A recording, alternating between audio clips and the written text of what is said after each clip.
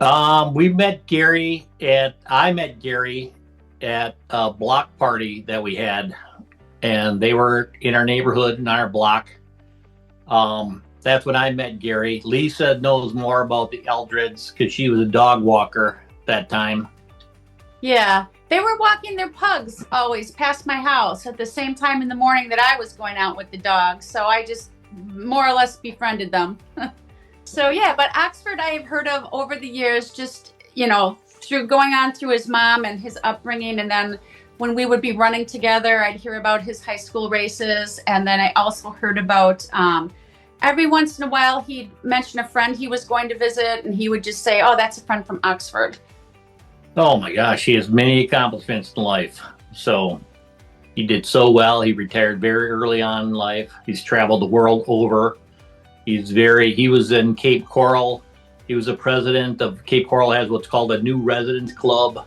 And for many years, Gary's the president. We've met people. We weren't members of the new resident club because Gary's my neighbor, but he's run that. He's very active in the community. He goes to every town council meeting and informs all his friends about what's going on in Cape Coral.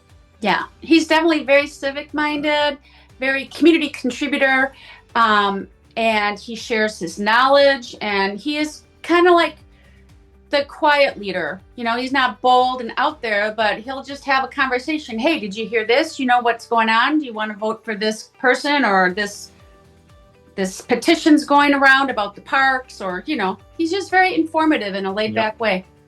We're relatively new friends of the Eldreds. My good buddy Gary, very proud of him. And Gary, he's a little bit older than I am too, so I still learn from Gary in how to act. So it's well deserved, and I'm proud of you, brother. Very proud. Yeah, Gary, good job. Well done, young man. Congratulations.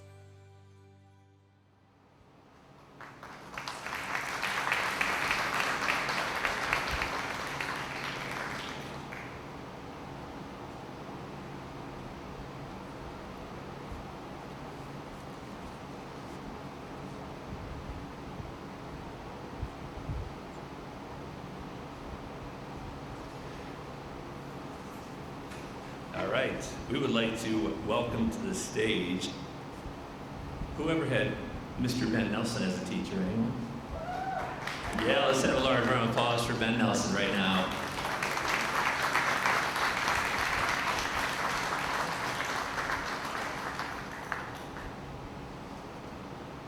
You might want to bring that down a little bit. It's just, Are you good? yeah. Okay. I'm very proud to introduce Gary Eldred to the Hall of Distinction. Two words that go with distinction are achievement,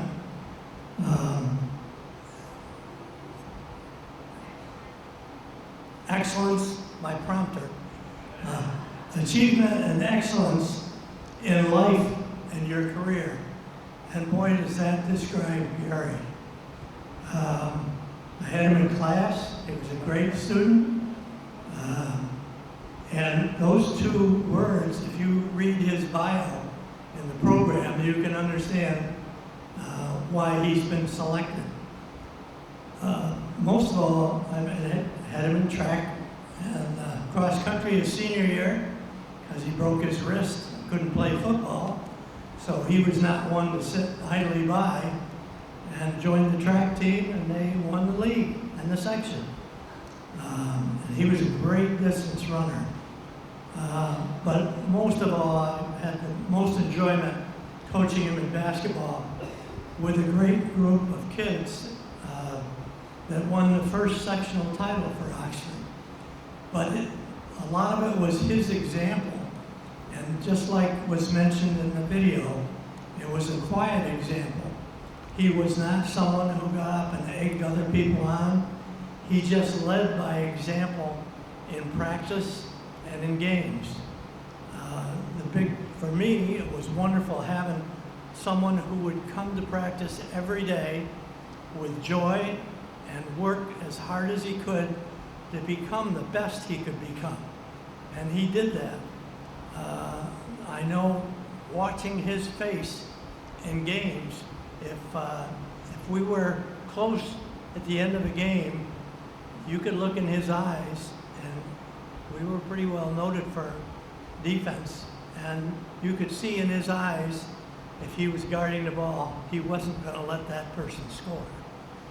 And on the other hand, if you were on offense and he had the ball, you knew by the look in his eyes that either he was going to score to put the game out of reach, or he was going to pass to a teammate who was open.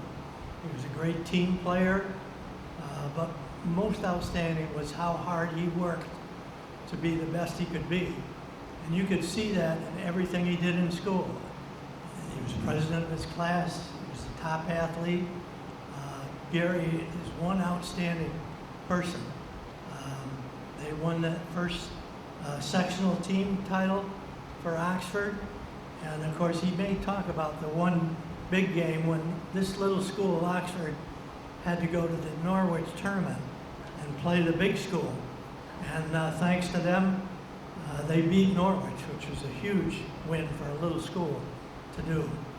So it's with great pride that I introduce to you Gary Eldred.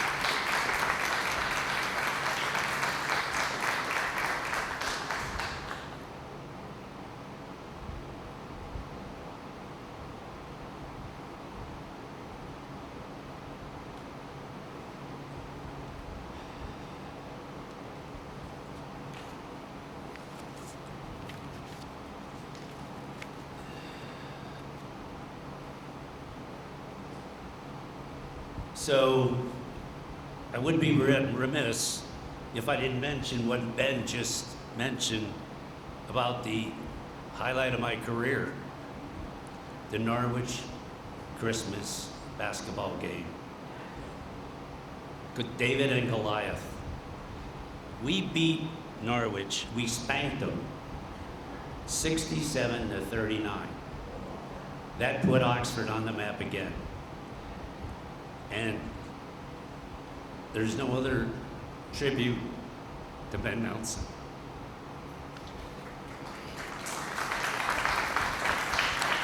So let me start. So I'm going to make it fairly quick for Carl because he said it's a little warm in here. So wow, what a great honor this is. First and foremost, I'd like to thank my parents, Mickey and Louie Wheeler, for instilling me the great work ethic. They always taught me that no job was beneath me, and if I'm going to do a job, do it right the first time, or I'm going to do it over again. Next, my wife, Marnie Eldred, who gave up a very promising career as an independent court reporter to jump on board with me on this journey. One stipulation we had when we were traveling overseas, we had to bring the pugs. Next, Ben Nelson. He instilled in me, quote, the more you practice, the luckier you get, which I expanded on. The harder you work, the more opportunities you have in life. Ben was a great mentor through my teenage careers, and I am still inspired by him today. Next, the people of Oxford who had a big influence on my life. Harry Troxell was my scoutmaster. Al Doyle, Coach Al Doyle, Chief of Police Webb, Mom and Pop Souders, Carol Needier, who all taught me to respect and honor people of authority. I graduated from Slippery Rock University with a degree in health and physical education in 1976. All I ever wanted to do was be a teacher and coach inspired by Ben, Al Doyle, Ralph Tryon.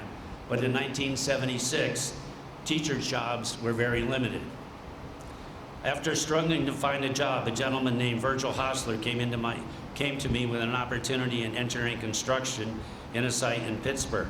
With that, I decided to go back to college at night and take engineering surveying courses, and they say the rest is history. I rose through the ranks very quickly due to my willingness to go anywhere at any time, and along with my new passion and dedication of my newfound profession. I worked for some of the top engineering construction companies in the world: Stone & Webster, Fluor Daniel, Jacobs. I received a government clearance to work on the Department of State, to work on U.S. embassies throughout the world. Some of the projects that I've worked on: Nome, Alaska. We removed 80,000 barrels of contaminated soil that was left in there to the world through the Eskimo villages. We restored Iraqi power in Iraq, $500 million project. I worked on 3 embassies: Astana, Kazakhstan, Jamaica, and Haiti. Each embassy was worth over $500 million. Government of Morocco, El Jadida, $500 million phosphate plant. Shanghai, China, 2 nuclear power plants. During these times, I lived overseas with Marnie. And the last project overseas was, I did a project for London Heathrow Airport, which is a $700 million project to renovate their baggage handling system.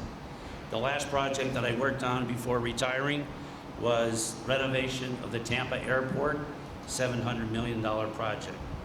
As a result of a 37-year career in engineering construction, supporting project and team consisting of projects throughout the world, Marnie and I spent 9 of those years overseas in some, to say the least, difficult situations. Throughout those years, there are many cultural experiences, some which I'd like to share with you. My first week in Shanghai, China, all the staff got up and started walking down the hall, and I was wondering what was going on here. So after 5 minutes, I waited and I walked down the hall. Lo and behold, I went to the conference room, and what were they doing? They were stoic, teaching communism. Which obviously, project in China, we started falling behind on the project. They asked me to go out to the job site and see what was going on. At that time, we were using bamboo scaffolding to erect huge, huge power plants. Well, that afternoon, I went to the job site, and lo and behold, I didn't see anybody there. Would you believe they loaded scaffolding on top of, or loaded rebar on top of the scaffolding, and it fell and killed 14 people. There's no OSHA regulations back then, and even at the end of the project, they had a perfect safety record. The last one of the other ones, as I said, we were doing a embassy in Kazakhstan, which was part of the Soviet Union, that I caught the manager doing some illegal activities, initiated an audit that resulted in him firing. He was collecting major payoffs from contractors and over-reported the status of the project. So, as you can tell, I was in some difficult situations. And the last one I'd like to point out is that at the Heathrow Airport project, I was the only American on the project team. Every day I was challenged and very often held accountable for everything that was going on. And to make sure the monthly reports were accurate and grammatically correct, which Carol Niedier knows, through my high school, my English was lacking. I would send the reports to Marnie, who was an English major. And we would spend hours going over these reports just to make sure the accuracy and the grammar was perfect to be able to send to the CEO of the Heathrow Airport. Some of the other countries that I've traveled and worked on: Lima, Peru; Abu Dhabi; Moscow, France; Thailand; Ireland; Scotland; Wales; 2-week safari in Africa; trips to Belgium, Switzerland, Germany.